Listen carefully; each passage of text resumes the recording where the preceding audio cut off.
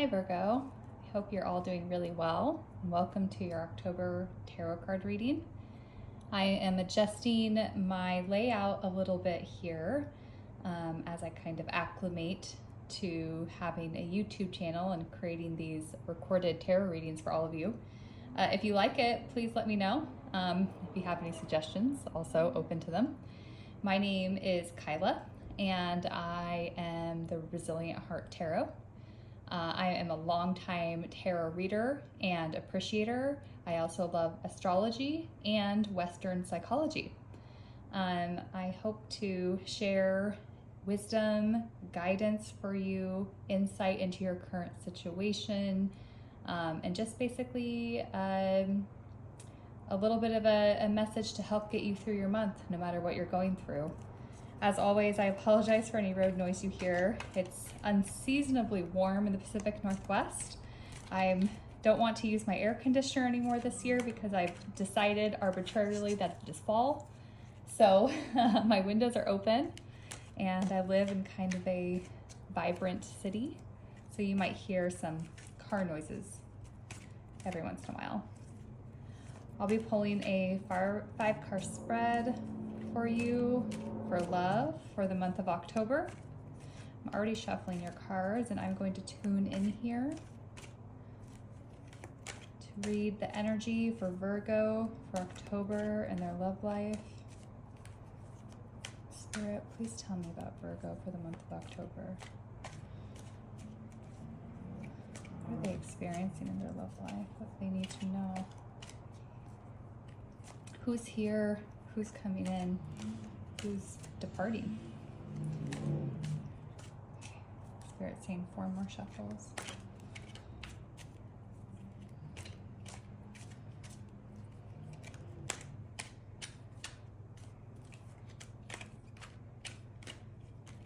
I think the Hermit just showed its face. That is the Virgo card, so you're showing up in your own reading. Spirit is advising me to read reversals. I don't always. Okay, so the past.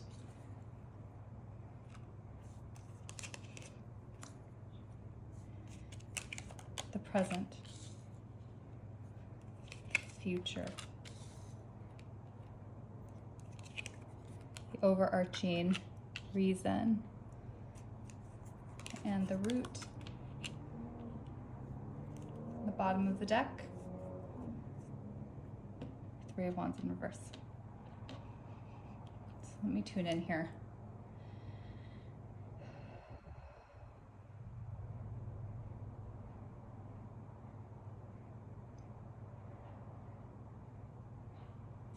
The first thing that I'm getting from this spread and from Spirit is that you are feeling unaligned with your path. You don't feel that your efforts that you're putting in are having any kind of payoff.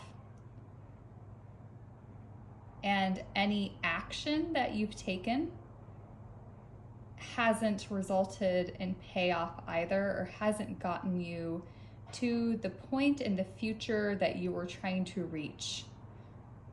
I see in the past here that you were reckless in love, just to be blunt. That's what I feel. Aimless. But you were probably having fun, I think. Well, you know what? I actually take that back. I think that you were acting impulsively. And I think that you were acting out of a desire to fulfill a void through dating or connecting with people that you are not really conscious is there, and that you're not taking a more healthful or effective approach to fill. I hope that makes sense, but in my mind, this seems like kind of shooting from the hip, trying all different kinds of dating, maybe different types of dating sites, maybe dating people from different areas of your life, like not just off of Hinge, but maybe also from the workplace or from a church you attend or a friend of a friend, that kind of thing. And probably really casting a wide net to bring somebody in quickly, but without a real like conscious idea of who or what you were looking for, or even what was compelling you. Because I don't think what was compelling you was really the deep desire to be in love and to find someone. I think it was just because you felt, like I said, a void. You felt like you needed a distraction. Perhaps there could be some addictive tendencies when it comes to dating. Basically, you know, looking for love for the wrong reasons and then ending up the result being that you feel that you've put in a lot of effort and don't have anything to show for it, because either the people that you were meeting you were interested in, or if you were interested in them, their feelings weren't reciprocal toward you. But I feel just your energy that you feel disappointed in the experience, that you feel disappointed with what has happened to you recently in love. Maybe this is just what you've been going through. This Knight of Wands in reverse journey is what you went through in the past month or couple months, or maybe over the summer. And now you're looking back over it and saying, I didn't meet anybody I liked. And the people that I was slightly interested in, they didn't really like me that much, or they didn't stick around, or it just didn't work out. And so here's all this effort and it's for nothing. And I think that you feel stuck. I think you feel like the future doesn't look that bright when it comes to your love life, that, you know, your prospects are slim, and that you're stuck in a cycle that maybe you repeat. So maybe this isn't the first time you've had a Knight of Wands in reverse cycle where you've dated kind of fast and loose and aimlessly and impulsively and without a lot of discernment. And you feel like this is continuing to recur. And sometimes when this happens, it's because you're still learning your lesson through it. So often when we go through cycles like this, like almost kind of impulsive or even addictive tendencies towards love and dating, it's because, like I said, we're probably trying to distract ourselves from something, which is the root of a lot of addiction, isn't it? So maybe you feel like you're not worthy, that you're not valued, that you're not lovable, and it's never going to happen anyway. And so in order to soothe yourself from those feelings, instead of facing them, because sometimes they can be hard to face, sometimes they're like unconscious or subconscious, or they're so painful to face, so hard, or even to consider where they might have stemmed from, which is usually childhood wounds, that you will turn away from those feelings and feel anxiety in your body instead, because you're not sitting with them, and then you'll immediately want to self-soothe, right? And dating and love is an excellent self-soother. Excellent. It's a, you know, like getting on Bumble and swiping and messaging and meeting up with somebody for drinks, and that initial excitement and the fun and connection with somebody else, maybe hooking up with people every now and then. That is such a rush. It's like a drug, and it makes you completely distracted from the feelings inside that you're trying not to feel. But eventually, like all good drugs, you will hit rock bottom and realize it's not working for you, become disillusioned, disheartened, frustrated with it, not want to do it anymore. Maybe delete all your apps or give up on love. And it's not really giving up on love. It's just that those types of addictive and impulsive tendencies that a lot of us have, they're not sustainable. They're not supposed to be, because it's not really doing the healing work. It's not like sitting with your feelings and saying, I feel sad. I feel so scared. I feel alone. It's not that. It's pushing those away to focus on something that's kind of like immediately gratifying. You can do it with food as well, shopping, or of course, you know, some people do choose like more traditional quote unquote drugs like alcohol or another type of drug. So there's different ways that we can do this. And I feel like that's what happened. And I feel like where you're at, I wouldn't describe it as rock bottom, because I think that you're okay, really. You're pretty stable, but you are feeling disillusioned with the cycle. I think that you're kind of over it. I think you're wanting a way out. And what I see is the way out. I keep on trying to pick up if the Queen of Swords is you or another person. I kind of think it's you, but I think you might also be getting good advice from friends, from family, maybe from a therapist about what you just went through and why that type of aimless, reckless dating probably won't get you the result you want. I mean, you could get really lucky and meet somebody wonderful in the interim who's willing to grow with you and work with you to you know, as you grow and heal through whatever you need to grow and heal through. But the chances of that happening are, you know, I wouldn't say low, but probably kind of low, just to be frank. So I think I think you're going to have people in your life advising you that that's not an effective way to date or to get what you want. If what you want is a relationship or long-term, reciprocal, spiritual type of love, I think it's also coming from you, though. I think you are the wise person here.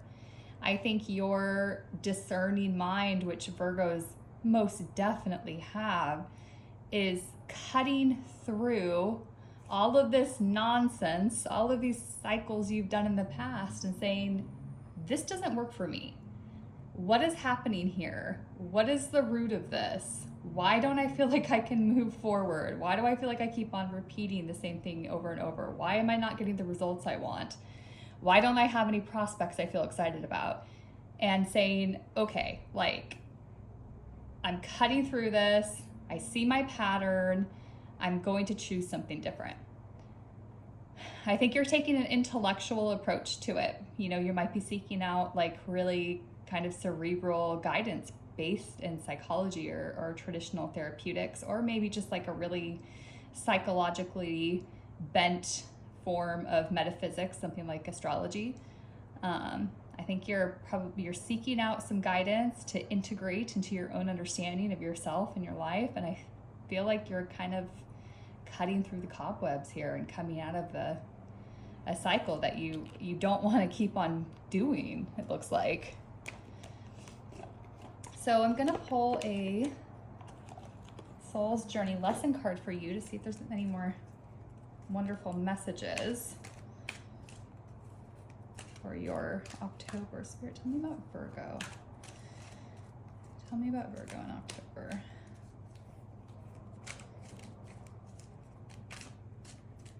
Three more shuffles.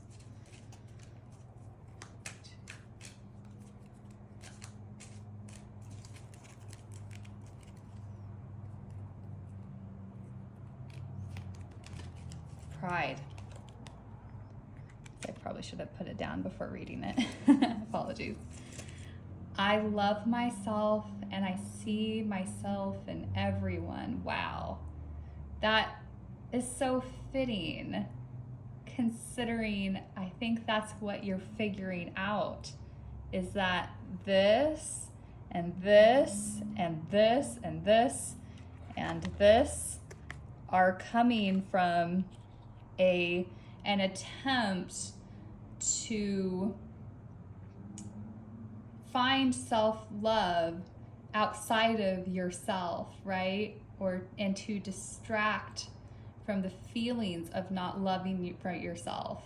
And it's not resulting in what you're actually looking for, which is to fill that void within, saying, I love myself, I value myself, I am worthy of a really wonderful partnership, and I'm worthy of feeling okay even when I'm not in one. And I don't need to go external to find it. It's in me, and I can remind myself of that. That's a hard thing to learn, especially if you grew up in a household where that wasn't taught to you, or the exact opposite was taught to you in most cases, for people who kind of go through these types of cycles. It can be hard. It can also be so incredibly gratifying. It can revolutionize your life when you realize that your love and your security is all in you, and you don't need to rely on anybody else for it. And when you feel that way, the types of people you'll begin to attract in are others like that. So people who are, probably confident, securely attached, healthy relating skills. A lot of that all goes hand in hand. And so when you find that in yourself and can bring that good side of yourself to the table, not only will you feel wonderful, but you'll start to bring in other people into your life who match that, and can make your life a lot more enriched, a lot more fulfilling. So I'm going to read out of this little booklet here.